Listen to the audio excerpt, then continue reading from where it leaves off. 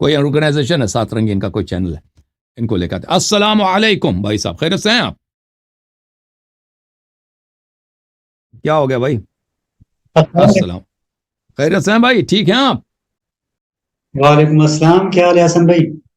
اللہ تعالیٰ کا بڑا احسان ہے, آپ کے صبر کا بڑا شکریہ کہ آپ نے بہت عرصے سے حوصلہ کیا, صبر کیا, بہت مہربانی آپ کی انتظار کرنے کا, اللہ آپ کو عزت. سر کوئی مسئلہ ہی نہیں, میں تو یہ حیران ہوں, بلکہ مجھے کوئی نسخہ بتا دیں اپنے اسٹیمنے کا.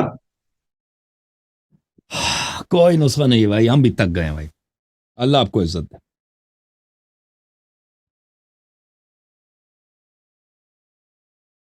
آواز آپ کی نہیں آ رہی بھائی, آواز آپ کی کٹ گئی, پھر پتہ نہیں کیا. مائکرو فون اپنا دیکھ لیں. جی سر, آواز آپ کی نہیں ہے.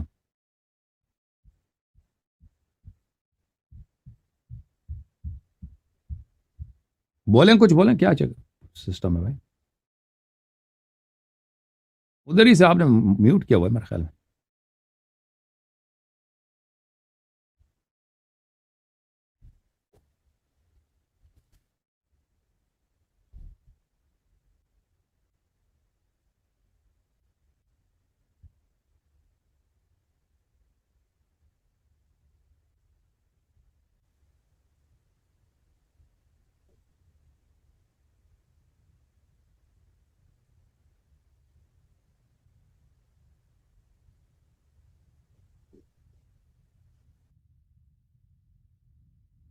آپ ڈسکنیکٹ ہو گئے بھائی.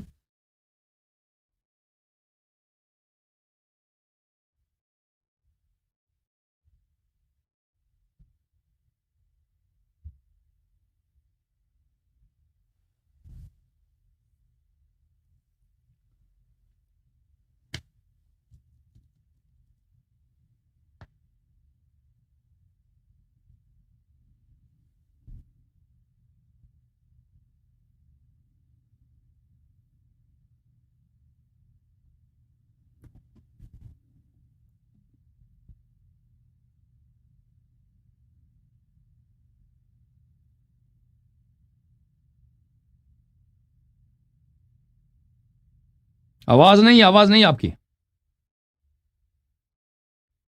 آواز ادھر نہیں آپ کی, آپ ادھر ہی سے میوٹ ہیں پیچھے سے. آپ ابھی تک کچھ نہیں آ رہا ہے ہماری آواز. آ گیا, اب آواز صحیح ہے, اب صحیح ہے, ساؤنڈ صحیح ہے, اب صحیح ہو گئی. اچھا حسن بھائی, پھر ایسے ہے سکرین ریکارڈنگ نہیں ہوتی میرے خیال میں, سکرین ریکارڈنگ کرنے جائیں تو پھر آواز کا مسئلہ ہوتا ہے. کوئی مشکل نہیں, کوئی مشکل نہیں, آپ ہمارے چینل سے آپ لے لیں, جو لینا ہے ہمارے چینل سے لے لیں. ٹھیک ہے, جزاک اللہ جزاک اللہ. السلام علیکم حسن بھائی. علیکم السلام ورحمۃ اللہ, اللہ آپ کو جزائے خیر دے. اچھا حسن بھائی, تھوڑی سی چھوٹے انداز میں انشاءاللہ, چونکہ آپ بھی تھکے ہوئے ہیں, شارٹ انداز میں آج ڈیمو کے طور پہ پوڈ کاسٹ کر لیں گے, اس کے بعد انشاءاللہ پھر جیسے آپ کو مستقبل کے لیے بہتر لگے آپ پھر اوکے ساتھ ساتھ کر. اوکے اوکے بھائی. ٹھیک ہے, جزاک اللہ. اچھا, السلام علیکم سترنگی پاکستان کے ناظرین, سترنگی پوڈ کاسٹ میں ایک بار پھر سے خوش آمدید. دوستو, آج ہمارے ساتھ عالم اسلام کی خوبصورت شخصیت موجود ہیں. ان کا نام یوں تو اختلافات کی دنیا میں ایک مقام رکھتا ہے. ایک خوبصورت شعر ڈیڈیکیٹ کرتے ہوئے آپ کی بات کراتے ہیں ڈائریکٹ جناب علامہ حسن یاری صاحب سے.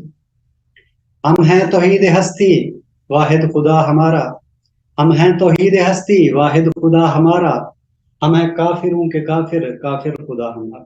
السلام علیکم حسن بھائی. علیکم السلام ورحمۃ اللہ, اللہ تعالیٰ آپ کو عزت دے میرے بھائی.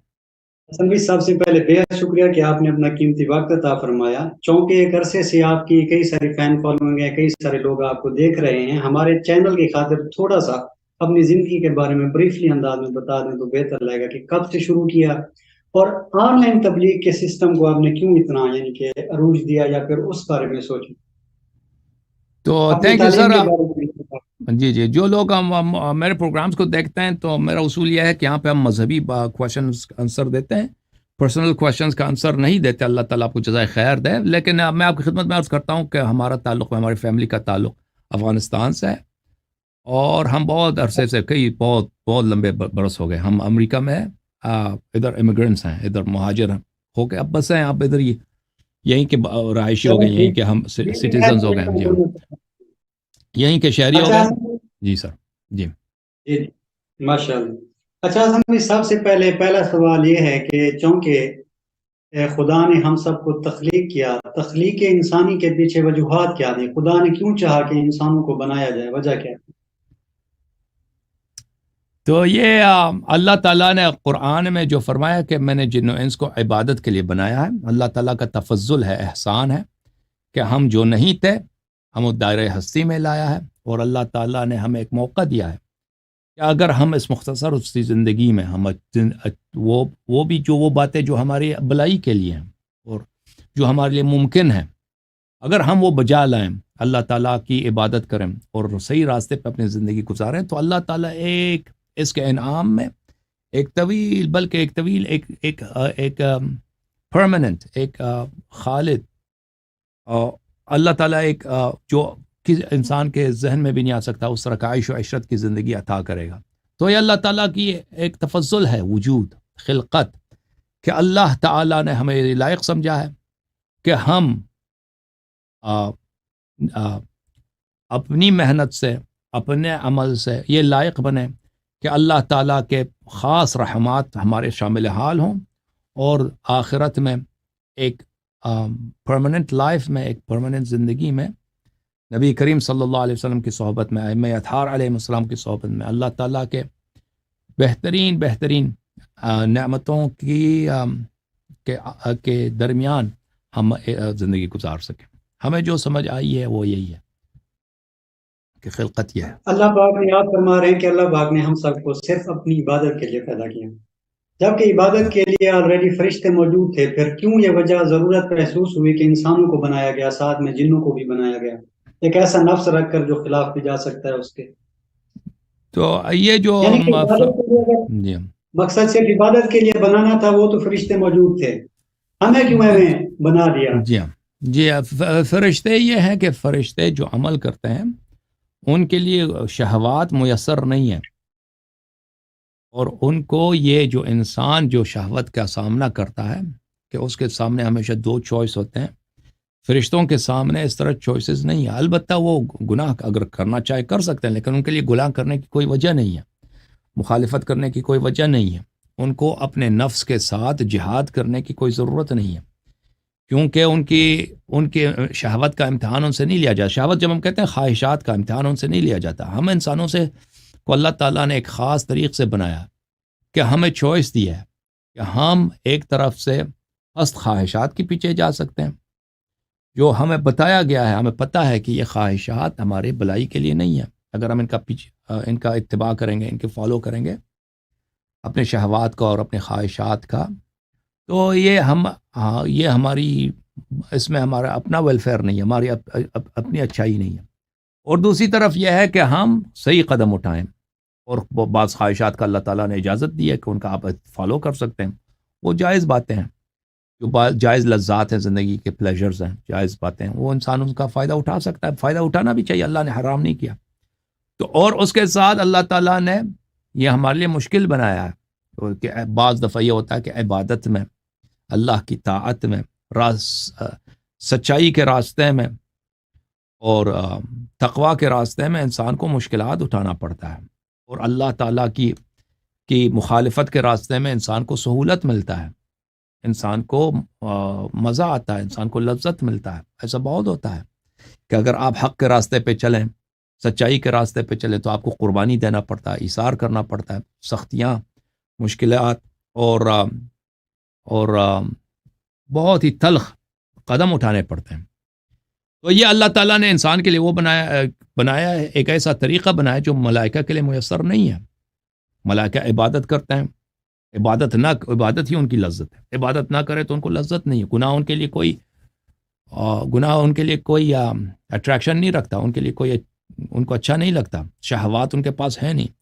لیکن انسان کو اللہ تعالیٰ نے ایسا بنایا کہ انسان شہوت کی طرف بھی جا سکتا ہے، برے خواہشات کی طرف بھی جا سکتا ہے، اور اچھائی کی طرف بھی جا سکتا ہے۔ اور بہت دفعہ ہوتا ہے کہ انسان کو جب اللہ کے لیے، جو وہ اللہ کو جب اس نے دیکھا نہیں ہے، قیامت کو اس نے دیکھا نہیں ہے، لیکن اس کو یقین ہے کہ یہ میرے لیے اچھا ہے، تو اس کے باوجود وہ حاضر پلیجر کو، حاضر لذت کو چھوڑتا ہے اور سختیوں کو برداشت کرتا ہے، ابھی ماہ رمضان آئے گا، ماہ رمضان میں ہم روزے رکھیں گے، تو یہ ایک امتحان ہے اللہ کی جانب سے، تو یہ دوسروں کے لیے میسر نہیں، دوسرے مخلوقات کے لیے میسر نہیں ہے۔ جی مزید کوئی سوال ہے بھائی آپ کا؟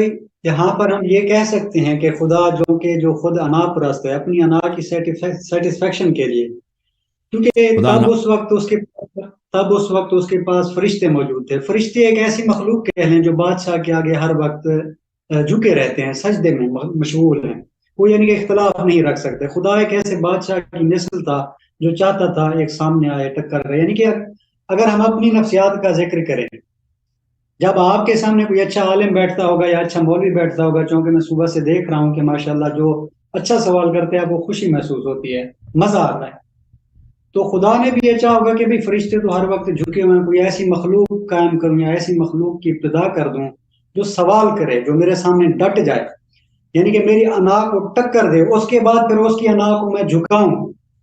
اس کی انا کو جھکانے کا جو مزہ ہے، یعنی کہ ایک بادشاہ کو مزہ آتا ہے ایک بڑے تگڑے بادشاہ کو ہرانے میں۔ خدا ایک ایسا بادشاہ ہے جو سب سے اوپر ہے، وہ ایک اپنا اپوننٹ چاہتا تھا، ایک اینیمی چاہتا تھا جو اس کے سامنے مقابلہ کر سکے، اس نے پھر ہماری تخلیق کر دی۔ ٹھیک ہے بھائی، آپ کو آتا ہے تو آپ نے پوچھا کیوں بھائی؟ میں سوال پوچھ رہا ہوں، میں نے کہا کیا یہ بات سچی ہے؟ اس طرح سے ہو سکتا ہے کہ خدا میں نے نہیں دیکھا بھائی اس طرح، میں نے یہ نہیں دیکھا بھائی، یہ جو باتیں آپ کر رہے ہیں نا مجھے اس کا پتہ نہیں ہے، میں وہی آپ کو کہہ سکتا ہوں جو میں نے قرآن میں سنت میں پڑھا ہے، ٹھیک ہے نا؟ اور آپ جو باتیں کہہ رہے ہیں مجھے پتہ نہیں، وہ اگر آپ نے کسی حدیث میں دیکھا ہے تو صحیح ہے، اگر نہیں پڑھا ہے تو نہیں ہے، ٹھیک ہے نا؟ من گڑت باتیں ویسے دنیا میں میں آپ کی باتوں کی تائید کر رہا ہوں۔ خیر، اس میں یہ بتا دیں پھر آپ کو انشاءاللہ سوال پہنچ جائے گا، نماز کا مقصد کیا ہے؟ نماز کو کیوں فرض کیا گیا ہم مسلمانوں؟ تاکہ انسان تقویٰ رکھے، اللہ سے ڈرے، اللہ کی یاد میں رہے، یعنی کہ اس کے آگے جھکتا رہے، اللہ کی یاد میں، اللہ کی یاد سے غافل نہ ہو، اللہ کا خوف کرے یہ ہمیشہ یہاں پر یہ زندگی۔ کہنا درست ہو سکتا ہے کہ خدا کے حضور انسان جھکتا رہے اور خدا کو اس بات سے مزہ ہے کہ انسان ایک عاجز بن کر اس خدا اپنے کو نہیں، پروردگار میں نہیں کہتا اللہ کو مزہ آتا ہے بھائی، وہ آپ نے بنا دیا، میں نے کہہ دیا کہ نماز یہ اس لیے ہے کہ انسان میں تقویٰ پیدا ہو، اللہ کا خوف، اللہ کی یاد سے غافل نہ ہو جائے انسان، اور آخرت کے یاد میں رہے، جی اپنے خالق اور کے ہمارے لیے یاد سے نماز، غافل نہ۔ ہم اپنے لیے نماز کا مفہوم یہ لے سکتے ہیں کہ ہم نے خدا کے حضور عاجزی ظاہر کرنی ہے۔ اوکے، تھینک یو سر، اللہ آپ کو جزائے خیر دے۔ آپ کے سوالات جو ہے نا ہمارے موضوع گفتگو سے بالکل باہر ہے، یہ پتہ نہیں بھائی صاحب نے کیا سوچا ہوا، یہ ہمارا گفتگو ہے نا، اگر آپ شیعہ عمریہ کے موضوع پہ کوئی آپ کے سوال ہے نا تو میں آپ کے سوالوں کے جواب دینا چاہتا ہوں اور چاہوں گا، اور منع نہیں کروں گا، لیکن اس طرح کے سوال جو آپ مثلا کوئی کلپ بنانا چاہتے ہیں نا، تو آپ جو ہے نا اس طرح بہت سارے مولوی وہ بہت خوش ہوں گے آپ کے ساتھ گفتگو کریں، اس طرح کے آپ کے سوالات کے جواب دے دیں، ان سے آپ بات کریں۔ تھینک یو سر، اللہ آپ کو جزائے خیر۔